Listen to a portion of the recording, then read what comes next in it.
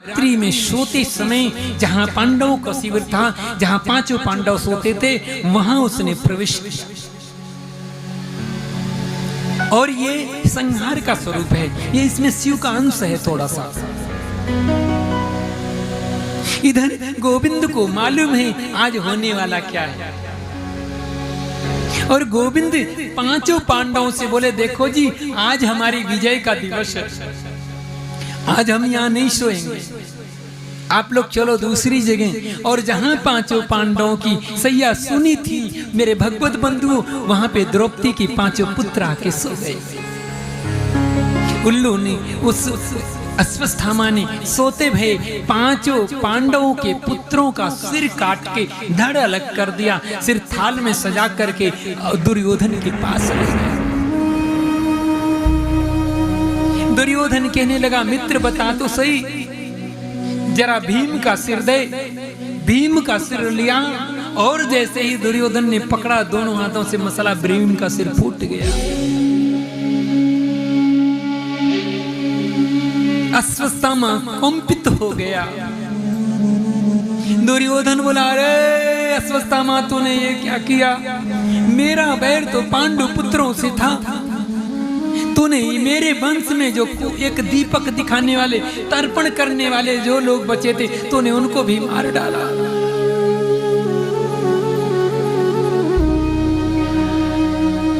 कैसे कैसे तूने घिनौना कृत किया। अश्वत्थामा समझ गया, यदि धनंजय गांडीवधारी अर्जुन जिंदा है तब मुझे छोड़ने वाला।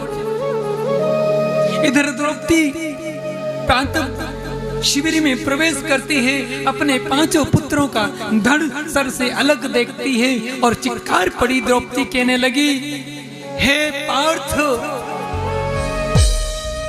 देखो देखो किसी ने मेरे पुत्रों का वध कर दिया। हे पांचाली, हे द्रौपदी, आप करुण करंद मत करो। मैं भारत नंदन कुंती नंदन प्रतिज्ञा करता हूँ, जो आपके पुत्रों का हत्यारा है उसका सिर धड़ से अलग कर दूंगा। रथारूढ़ होकर के गोविंद के साथ मेरे अर्जुन ने उस तरफ चल दिए जहां मेरे पुत्रों का अधिक हत्यारे हैं। जब शिविर से आगे बढ़े हैं भगवत बंधु, अश्वत्थामा देखा कि अर्जुन मेरे पीछे पड़ा है, आगे आगे अश्वत्थामा, पीछे पीछे अर्जुन। अब प्राण संकट में अश्वत्थामा ने ब्रह्मास्त्र चला दिया। गोविंद ने कहा, हे अर्जुन क्या देखते हो, तुम भी ब्रह्मास्त्र चलाओ। दोनों ब्रह्मास्त्र चल गए। ऐसा विदित होने लगा जैसे कि प्रकृति आज प्रलय हो जाएगी। अर्जुन इसको समेटो लीला को। अर्जुन ने ब्रह्मास्त्र की माया को समेटा और रथ से कूद करके अर्जुन ने और अश्वत्थामा के केस पकड़ लिए, रथ में बांध करके घसीटता हुआ द्रौपदी के शिविर की तरफ लेके गया।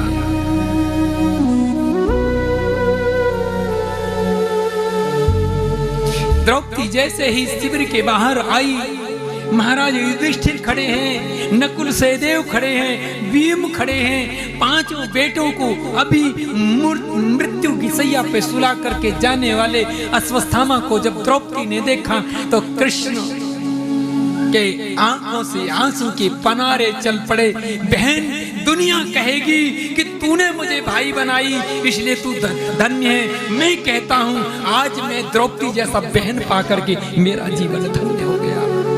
मुंचताम ये सम ब्राह्मणों नितराम गुरु। छोड़ दो ये आपके गुरु हैं। आत्मा वही जायते पुत्र। हे अर्जुन, जिस गुरु द्रोणाचार्य के पुत्र के आने में भीम अपनी हथेली रखते थे, रथ से उतरते समय नकुल सहदेव चमर चलाते थे, आज उसी को तुमने रस्सी से बांध दिया। नहीं, छोड़ दो, मुझे नहीं मर माना है, मैं ब्राह्मण हत्या नहीं ले सकती। बगल में खड़े युधिष्ठिर गदगद हो गए। द्रौपदी, दुनिया हम तो समझते थे कि तू हमें पत्नी के रूप में मिलके तेरा जीवन धन्य गया, आज हमें पता चला है कि हमने तुझे पति नहीं बना करके धन्य हो गए। कुंती माँ खड़ी, उनके नेत्र सजल हो गए। आज मेरे कुलवधू ने जीवन को चरितार्थ कर दिया। बेटी आज मैं तुझे आशीर्वाद देती हूँ, भगवान सबको ऐसी ही बहू दे। युधिष्ठिर कहते हैं, हे अर्जुन छोड़ दो। द्रौपदी ठीक कहती है, अश्वत्थामा मारने योग्य नहीं है। भीम जी बोले, हे अर्जुन खबरदार, मारना इसको, ये आताताई है। हाँ मैंने भी प्रतिज्ञा लिया है। एक बात बताऊं, दो कह रहे मार दो, दो कह रहे छोड़ दो। कि मार दिया जाए या छोड़ दिया जाए, बोल तेरे साथ क्या सलूक किया जाए। तूने सोते ही बच्चे हैं मारे, अभागन पे दुखड़े हैं डारे। अर्जुन कह रहा है, तुम क्यों मुस्कुरा रहे, तुम बताओ। बोले ब्रह्मवर्दुर्न हंतव्य आताताई वधारणा। हे अर्जुन, आताताई को मारना चाहिए और ब्राह्मण को छोड़ देना चाहिए। कृष्ण तुम मेरी रास्ता बता रहे हो या मेरी मुसीबत बढ़ा रहे हो? बोले क्यों? बोले ये तो वही है, ये आताताई भी है और ये ब्राह्मण भी है। तब अर्जुन ने एक बात कही और बड़ी सुंदर बात कही, तुम्हें मार कर क्यों, तुम्हें मार कर क्यों बिगाड़े धर्म, तुम्हें मार डालेंगे, तुम्हें मार डालेंगे तुम्हारे करम। तुम्हें मार कर क्यों, तुम्हें मार कर क्यों बिगाड़े करम,